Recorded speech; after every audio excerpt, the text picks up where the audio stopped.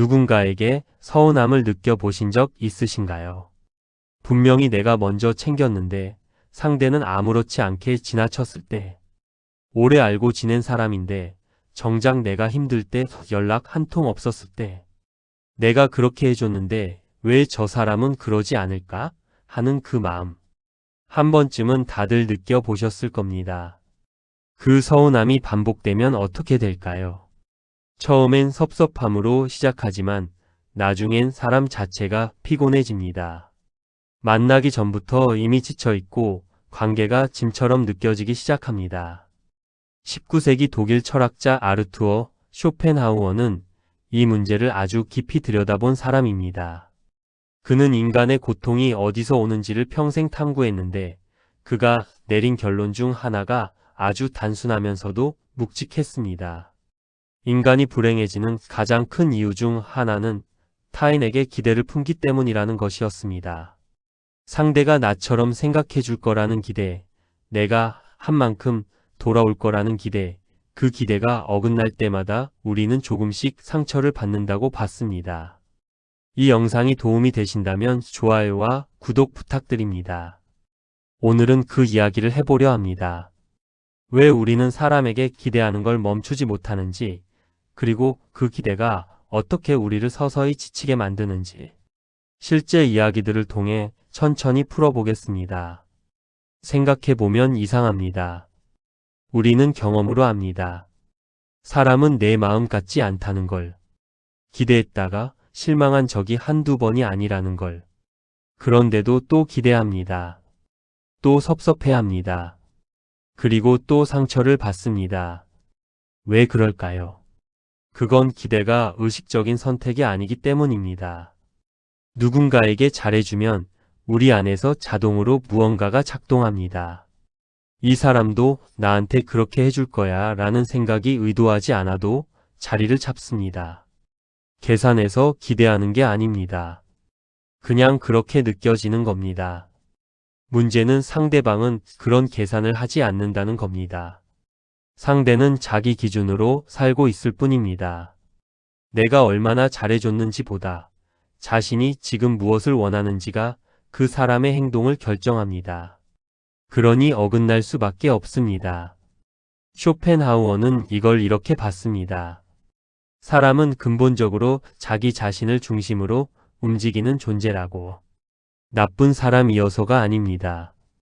그게 인간의 본래 모습이라는 겁니다. 그걸 인정하지 않는 한 기대와 실망의 반복은 끝나지 않는다고 했습니다. 그럼 실제로 사람들은 어떤 상황에서 이 함정에 빠지는지 이야기를 통해 살펴보겠습니다. 첫 번째 이야기, 더 많이 준 사람이 더 많이 상처받는다. 박정숙 씨는 올해 62살입니다.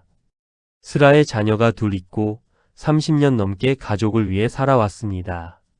남편 뒷바라지, 아이들 교육, 시댁 행사까지 빠짐없이 챙겼습니다. 불평 한마디 없이 그렇게 살았습니다. 스스로도 나는 가족을 위해 최선을 다하는 사람이라는 자부심이 있었습니다. 그런데 막내 아들이 결혼을 하고 나서부터 조금씩 달라지기 시작했습니다. 명절에 처갓집을 먼저 갔습니다. 아이가 아파도 처가 어머니가 먼저 달려갔습니다. 생일 선물도 처가 쪽에서 더 챙겼습니다. 박정숙 씨는 내색은 하지 않았습니다. 하지만 속으로는 조금씩 쌓였습니다. 내가 이렇게 키웠는데. 그러다 어느 날 아들과 작은 말다툼이 있었습니다. 별것 아닌 일이었는데 박정숙 씨 입에서 오래 담아뒀던 말이 터져 나왔습니다. 내가 너한테 그렇게 해줬는데 너는 왜 이러냐는 말이었습니다. 아들은 당황했고 며느리는 써먹해졌습니다. 그날 이후 아들 내외 연락이 눈에 띄게 줄었습니다. 박정숙 씨는 더 상처를 받았습니다. 억울했습니다. 나는 잘못한 게 없다고 생각했습니다.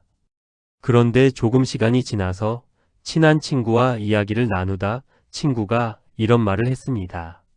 정수가, 너 혹시 아들한테 해준 거 돌려받으려고 한 거 아니야? 박정숙 씨는 처음엔 발끈했습니다. 그게 아니라고 했습니다. 그런데 집에 돌아오는 길에 그 말이 계속 머릿속에 맴돌았습니다. 내가 정말 아무 기대 없이 해줬을까? 솔직히 돌아보니 아니었습니다. 해주면서 마음 한켠에 이러면 나중에 나도 그만큼 받겠지라는 생각이 없지 않았던 겁니다. 의식한 건 아니었습니다. 하지만 분명히 있었습니다. 그걸 인정하고 나서 박정숙 씨는 아들에게 먼저 연락을 했습니다. 사과는 아니었습니다. 그냥 잘 지내냐는 한마디였습니다. 아들이 반갑게 받았습니다. 그 뒤로 관계가 조금씩 풀렸습니다. 왜 그렇게 됐을까요? 사람은 무언가를 줄 때 의식하지 못해도 그 안에 기대를 함께 담습니다. 심리학에서는 이걸 호혜성이라고 하는데 쉽게 말하면 내가 주면 상대도 줄 거라는 자동적인 믿음입니다. 이게 작동하면 나중에 상대가 기대에 못 미칠 때 받은 것 이상의 실망을 느끼게 됩니다. 내가 더 많이 줬다고 느낄수록 돌아오지 않았을 때의 상처도 더 깊어집니다. 기대가 클수록 실망도 큽니다. 그게 핵심입니다. 두 번째 이야기 오래된 친구도 내 마음을 다 알지는 못한다. 이종민 씨는 68살, 퇴직한 지 3년이 됐습니다. 30년 넘게 다니던 직장을 그만두고 나서 처음 몇 달은 괜찮았습니다. 쉬는 게 좋았습니다. 그런데 시간이 지나면서 하루가 길어지기 시작했습니다. 딱히 할 일도 없고 사람 만날 일도 줄었습니다. 그때부터 오랜 친구들 생각이 많이 났습니다. 30년 지기 친구 최영철 씨가 있었습니다. 직장 동기로 만나서 같이 술도 많이 마시고 힘든 시절도 함께 버텼던 사람입니다. 이종민 씨는 퇴직 후에 연락을 자주 했습니다. 밥 한번 먹자, 커피나 한잔 하자, 시간 되냐는 연락을 여러 번 보냈습니다. 그런데 최영철 씨는 아직 현직이었습니다.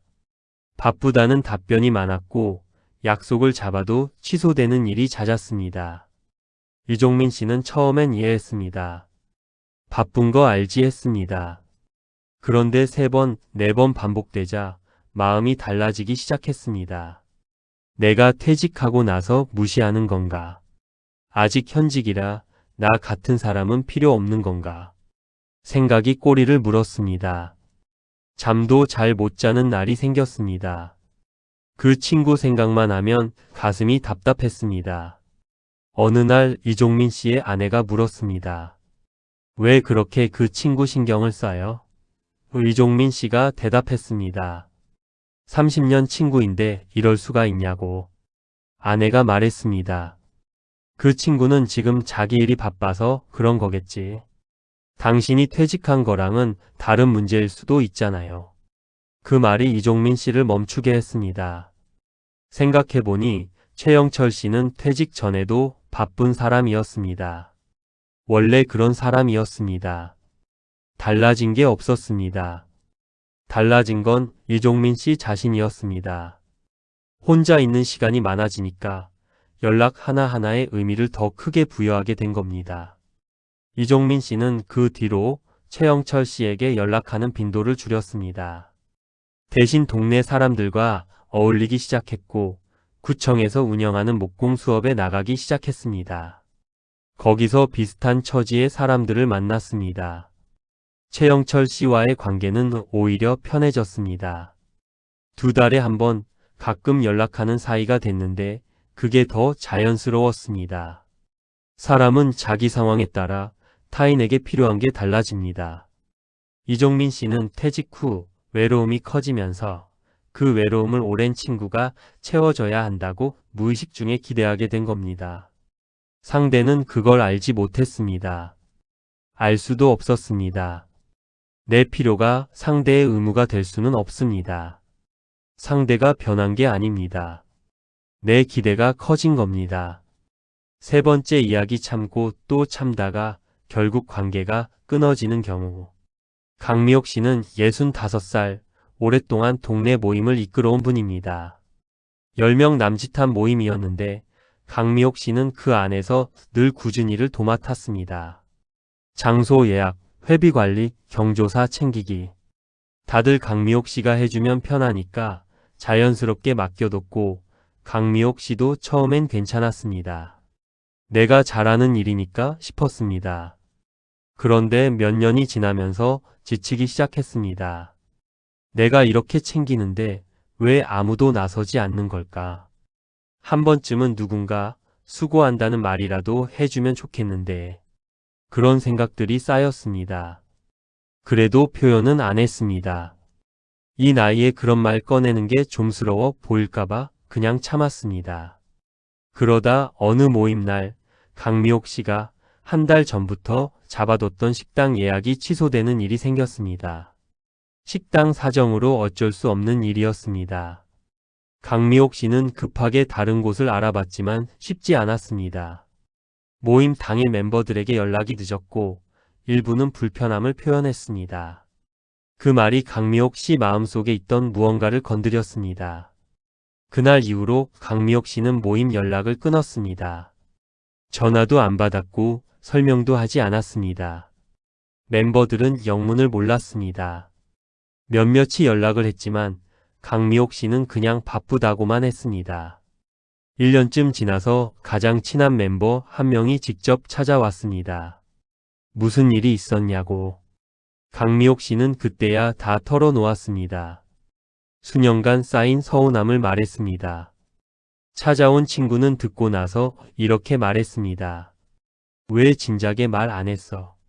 우리가 당연하게 생각한 게 맞아. 근데 내가 힘들다는 걸 몰랐어. 강미옥 씨는 그 말에 힘이 빠졌습니다.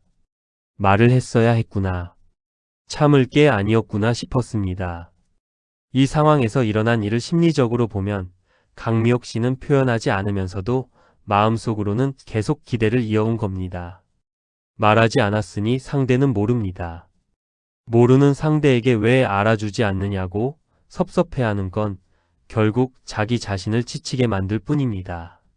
사람은 말하지 않은 감정을 읽어주길 기대할 때 가장 외로워집니다.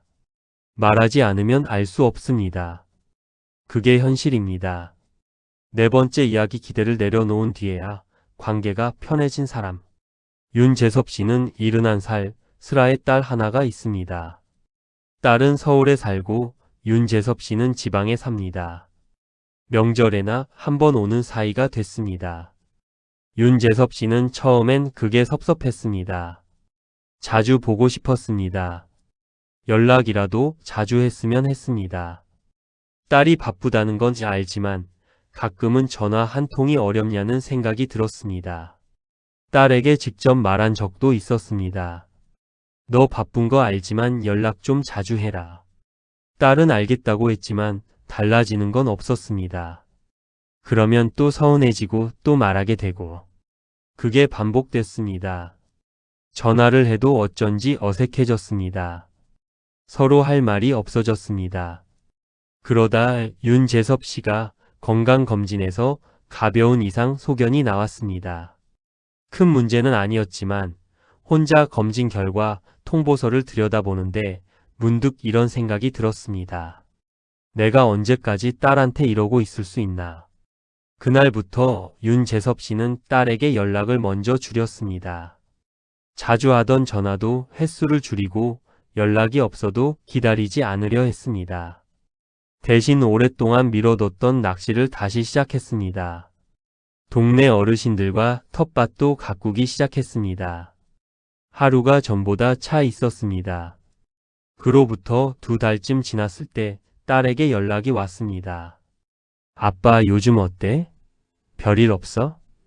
윤재섭 씨는 담담하게 답했습니다. 잘 지낸다. 요즘 낚시 재밌더라. 딸이 그 말에 관심을 보이더니 다음 달에 주말에 내려가겠다고 했습니다. 실제로 딸이 내려왔습니다. 오랜만에 같이 밥을 먹었는데 분위기가 훨씬 편했습니다. 윤재섭 씨가 기대를 내려놓으니까 딸도 부담이 줄어든 것 같았습니다. 이 이야기에서 중요한 게 있습니다. 기대가 클수록 상대는 그 무게를 느낍니다. 의식하지 못해도 느낍니다. 그 무게가 관계를 멀어지게 만들 수 있습니다. 반대로 기대를 내려놓으면 관계에서 숨통이 트입니다. 상대가 다가올 여유가 생깁니다. 윤재섭 씨가 먼저 손을 떼자 딸이 오히려 먼저 손을 내밀었습니다. 기대를 내려놓는 것이 관계를 포기하는 게 아닙니다. 오히려 관계를 살리는 방법일 수 있습니다. 5번째 이야기 아무도 내 편이 아니라고 느낄 때 정혜원 씨는 63살 중소기업을 운영하고 있습니다. 수십 년간 직원들을 가족처럼 여기며 일했습니다. 명절 때 선물도 챙기고 직원 경조사에 빠진 적이 없었습니다. 어려운 시절엔 자기 급여를 줄여서라도 직원 월급을 먼저 챙겼습니다. 그렇게 해왔으니 직원들도 나를 그렇게 여겨줄 거라고 생각했습니다. 그런데 몇 해 전 오래 함께했던 핵심 직원 2명이 갑자기 퇴사를 했습니다. 경쟁사로 간다는 말을 나중에야 들었습니다. 정혜원 씨는 배신당한 느낌이었습니다. 내가 이렇게 해줬는데 그 충격이 꽤 오래 갔습니다. 한동안 새 직원을 뽑는 것도 꺼려졌습니다. 또 배신당할 것 같았습니다. 직원들에게 예전처럼 대하기도 어려워졌습니다. 거리를 두게 됐습니다. 분위기가 달라졌습니다. 그러다 비슷한 경험을 한 동종업계 지인과 이야기를 나누게 됐습니다. 지인이 말했습니다. 나도 그랬어. 근데 생각해봐. 직원이 더 좋은 조건으로 가는 건 그 사람 입장에선 당연한 거야. 우리가 섭섭한 건 우리가 회사를 가족처럼 여겼기 때문이지. 직원은 직원이야. 그 말이 정혜원 씨를 돌아보게 했습니다. 내가 가족처럼 여겼다고 해서 직원이 가족이 되는 건 아닙니다. 직원은 직원이고 더 좋은 기회가 생기면 선택할 수 있는 사람입니다. 그게 잘못된 게 아닙니다. 정혜원 씨가 한 것처럼 잘해주는 것 자체는 좋은 일이지만 그게 충성심을 보장해준다고 기대하는 건 다른 문제입니다. 정혜원 씨는 그 뒤로 직원들에게 하는 방식을 바꿨습니다. 덜 챙기는 게 아니라 챙기되 기대하지 않는 쪽으로 마음을 다잡았습니다. 해줄 수 있으면 해주되 그것이 반드시 돌아와야 한다는 생각을 내려놓은 겁니다. 오히려 직원들과의 관계가 더 솔직해졌습니다. 사람에게 잘하는 것과 그 대가를 기대하는 것은 처음부터 다른 이야기입니다. 잘해주면서 기대하지 않을 수 있다면 그 관계는 훨씬 오래 갑니다. 해준 것과 받을 것, 그 둘을 연결하지 않는 것. 그게 관계를 오래 유지하는 방법입니다. 이 이야기들을 들으면서 이런 생각이 드실 수 있습니다. 알겠는데 그게 말처럼 쉽냐고. 맞습니다. 쉽지 않습니다. 왜 그럴까요? 사람의 뇌는 에너지를 아끼는 방향으로 작동합니다. 매번 새로 판단하는 것보다 익숙한 패턴으로 반응하는 게 훨씬 편합니다. 그래서 한번 이 사람은 이럴 거야 라는 기대가 생기면 그 기대가 잘못됐을 때도 쉽게 바꾸지 못합니다. 상대가 기대와 다르게 행동해도 나는 여전히 왜 저러지라고 생각합니다. 상대를 바꾸려 하거나 내가 뭘 잘못했나 돌아보거나 합니다. 기대 자체를 내려놓는 선택은 가장 나중에야 떠오릅니다. 또 한 가지 사람은 자신이 한 일을 과대평가하는 경향이 있습니다. 내가 얼마나 해줬는지는 아주 선명하게 기억하면서 상대가 해준 것은 생각보다 흐릿하게 기억합니다. 그러니 항상 내가 더 준 것 같고 상대는 덜 준 것 같습니다. 그게 억울함의 출발점이 됩니다. 그런데 상대도 똑같이 생각하고 있을 가능성이 높습니다. 둘 다 자신이 더 많이 줬다고 느끼고 둘 다 억울합니다. 그러니 결론이 나지 않습니다. 쇼펜하우어는 이 지점에서 아주 냉정하게 말했습니다. 타인은 나의 거울이 아니라고. 상대는 나를 향해 있는 것이 아니라 자기 자신을 향해 살고 있다고. 그 사실을 받아들이는 게 고통스럽지만 그것을 인정하는 순간부터 불필요한 상처에서 벗어날 수 있다고 봤습니다. 기대를 내려놓는 것은 체념이 아닙니다. 현실을 있는 그대로 보는 것입니다. 또 한 가지 중요한 심리가 있습니다. 사람은 자신이 통제할 수 없는 것에 에너지를 씁니다. 타인의 반응, 타인의 선택, 타인의 마음. 이건 내가 어떻게 할 수 없는 영역입니다. 그런데도 그 영역에 기대를 걸고 그게 뜻대로 되지 않을 때마다 상처를 받습니다. 내가 실제로 영향을 줄 수 있는 건 나 자신의 생각과 행동뿐인데 그 에너지를 엉뚱한 곳에 쏟는 겁니다. 그래서 관계에서 덜 상처받는 사람들을 보면 공통점이 있습니다.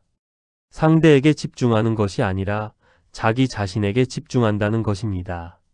상대가 어떻게 해줄지가 아니라 내가 오늘 어떻게 살 것인지에 더 많은 에너지를 씁니다. 그 사람들이 관계를 가볍게 여기는 게 아닙니다. 오히려 관계 안에서 자기를 잃지 않는 사람들입니다. 오늘 이야기를 관통하는 한 가지가 있습니다. 사람에게 기대하는 건 자연스러운 일입니다. 잘못된 게 아닙니다. 문제는 그 기대가 관계를 판단하는 기준이 될 때입니다. 기대만큼 돌아오지 않으면 섭섭해지고 그 섭섭함이 쌓이면 관계가 무너집니다.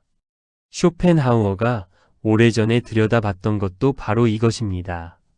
사람은 서로 다른 욕망과 기준으로 살고 있습니다.